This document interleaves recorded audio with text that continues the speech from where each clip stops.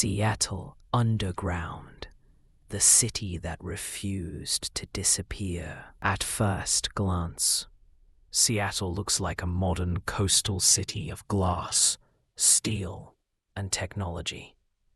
But beneath its oldest neighborhood lies something almost impossible to imagine. Entire sidewalks, storefronts, doorways, and streets, all buried in darkness. Not destroyed, not forgotten, simply built over. This is the Seattle most people never see. Hidden beneath Seattle's Pioneer Square is a network of underground passages, sealed storefronts, and sunken streets known today as the Seattle Underground. It is not a natural cave system, and it was not built as a bunker or tunnel project. It was once the actual ground level of the city. These underground rooms and corridors were part of everyday life in the late 1800s. People walked here. Businesses operated here. Wagons rolled through these streets. Then, slowly and intentionally, they were left behind. Seattle Underground stands out not because it was secretly built, but because it was accidentally preserved, trapped in time, by a city determined to rise above its own mistakes. This story is not just about what is underneath Seattle. It is about why it had to be buried. The first Seattle, a city on mud and timber. Seattle was founded in 1851 when a group of settlers known as the Denny Party arrived along the shore of Elliott Bay. They built a small wooden settlement near what is now Pioneer Square. Everything in early Seattle was made of wood. The sidewalks, the buildings, the docks, the ground itself caused constant problems.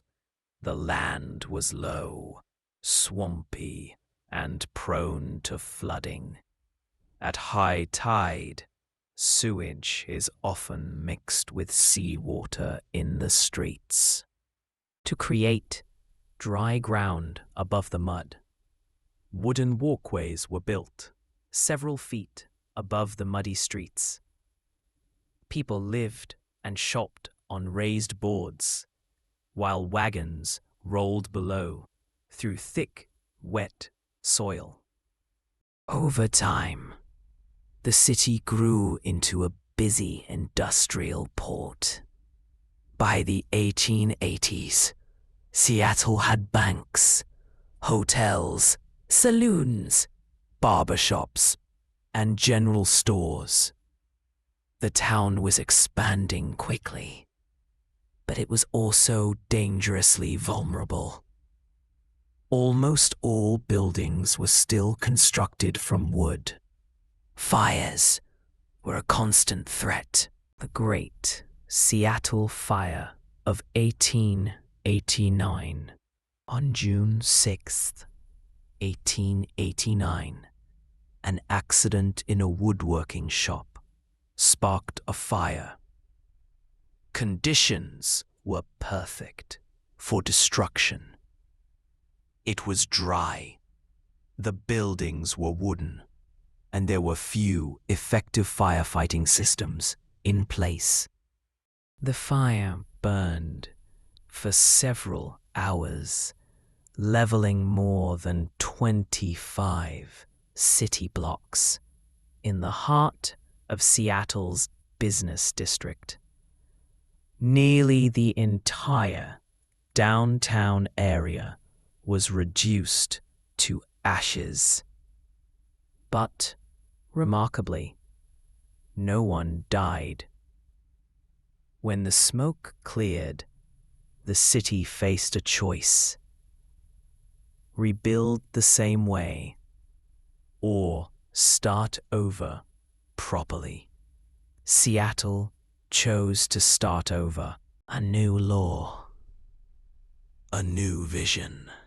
Almost immediately, city leaders passed a law that banned wooden construction in the downtown district. All new buildings had to be made of brick or stone. They also approved a massive engineering project to raise Seattle's street level in the most flood-prone areas, including Pioneer Square. The plan was simple in concept, but incredibly complex in reality. The city would lift all the streets one full story higher to solve the drainage problem. But the buildings? They stayed where they were. This is where the underground city was born. Building a city on top of a city. Construction crews built new, higher streets above the original roads. Massive retaining walls were installed along the old sidewalks. Dirt and debris were poured to fill the old street level. Meanwhile, business owners did not want to lose income while the work was happening, so they simply raised their building entrances to match the new street height, leaving the old entrances sealed below. For a time, two cities existed at once: the original street level below, the new modern street level above. Eventually, the lower level became dark, damp, and hazardous. People stopped using it. Seattle moved on. But the old city never truly disappeared. It just went underground. Unique features and hidden aspects. Most people think the Seattle Underground is just a few tunnels. In reality, it is a preserved layer of history, and its most fascinating secrets are found not in the darkness, but in the details that reveal how the city truly lived.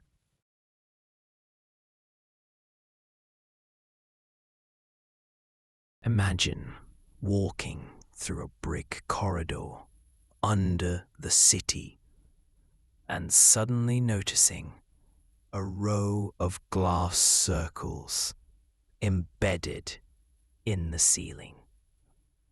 At first glance, they look decorative, but those are the original sidewalk skylights. These thick, round glass lenses were built into the raised sidewalks to allow sunlight to pass down into the lower level below. For a short time, the underground areas were still usable and had natural light from above. Today, many of those lights remain in place, though sealed and darkened, marking where people once walked in the open air. These are not museum decorations. They are the actual sidewalks of old Seattle, trapped overhead. Along the underground corridors, visitors can still see faded business signs on brick walls, rusted door frames leading to sealed rooms, old thresholds that once opened onto busy streets, display windows frozen behind brick. Each doorway once welcomed customers, tailors, merchants, restaurants, and hotels. These are not recreations. They are the original entrances of 19th century Seattle businesses.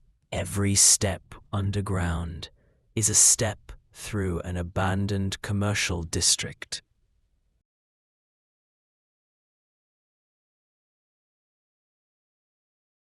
One rarely discussed fact is how quiet the underground is today.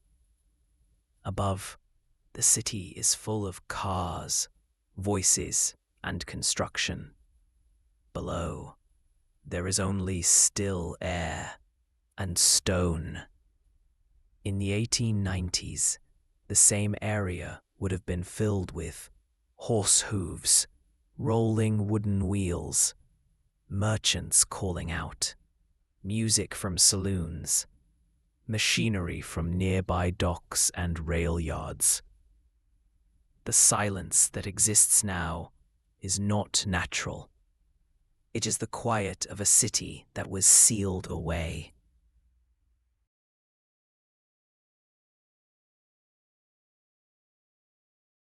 One of the primary reasons for raising the streets was to improve sanitation.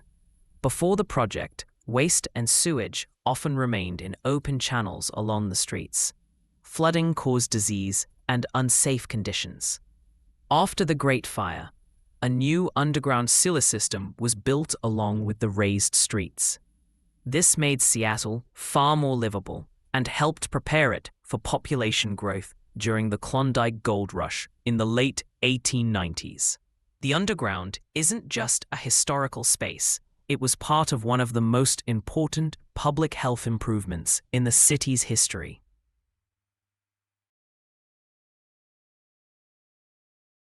If you were to stand in Pioneer Square today and could somehow see through the pavement beneath your feet, you would notice that the current streets sit directly on top of the old ones, but they do not always line up perfectly.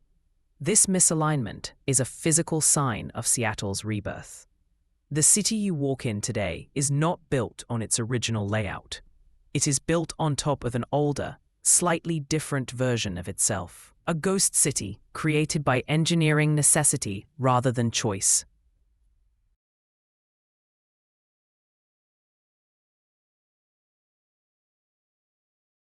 Today, the Seattle Underground is accessible through guided tours that begin in Pioneer Square, Seattle's oldest neighborhood. Visitors descend beneath the modern city into brick passageways, preserved storefronts, and original sidewalk paths. The site is actively protected as a historic landmark. Careful restoration work maintains structural safety while leaving much of the original environment unchanged. The surrounding Pioneer Square area is now filled with art galleries, cafes and restaurants, historic architecture, bookshops and studios. Just above the underground passageways, life continues as normal. People sip coffee, cars pass, offices operate. Very few realize how much of the city exists directly beneath their feet. The Seattle Underground has become one of the city's most unique and educational attractions, not for its size or beauty, but for its honesty. It does not pretend to be glamorous. It simply shows what was left behind. Seattle Underground is not a hidden secret. It is a visible reminder that progress often means leaving pieces of ourselves behind. It is a model of survival, a place that shows how a city can fall, rise, and still carry its past within its foundations. While modern Seattle continues to change above, the underground remains still, untouched by time, holding the quiet echoes of the people who once called it home. Beneath the streets, the original Seattle continues to exist, not as a ruin, but as a memory carved into brick and stone. A city that never truly disappeared, only moved aside. Thank you for watching. See you in the next documentary.